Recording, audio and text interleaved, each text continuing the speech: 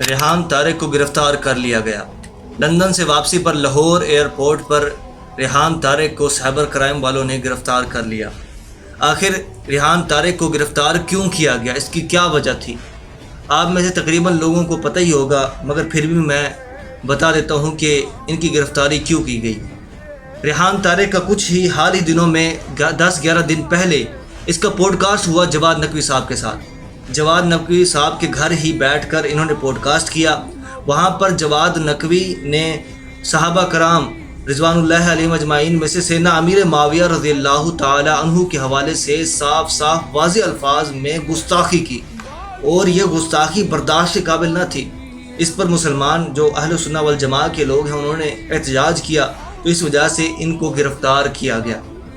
اور دوسری بات یہ ہے کہ جس نے اصل گستاخی کی ہے جواد نقوی، وہ ابھی تک فرار ہے، اس کو ابھی تک نہیں اریسٹ کیا گیا، اس کو گرفتار ابھی تک نہیں کیا گیا۔ میں داد دیتا ہوں سائبر کرائم اور پاکستان کے جو ادارے ہیں، متعلقہ ادارے، ان کو میں یہ داد دیتا ہوں کہ ماشاءاللہ بہت ہی اچھا کام کیا۔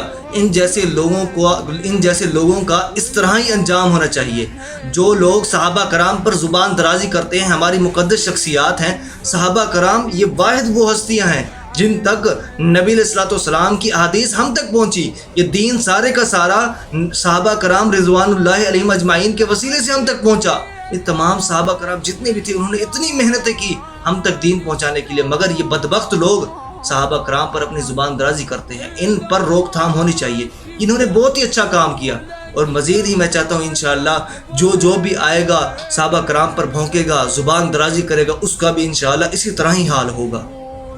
گر آج کبھی حرمت اصحاب پہ آئی، گر آج کبھی حرمت اصحاب پہ آئی، ہم پیش وہاں جان کر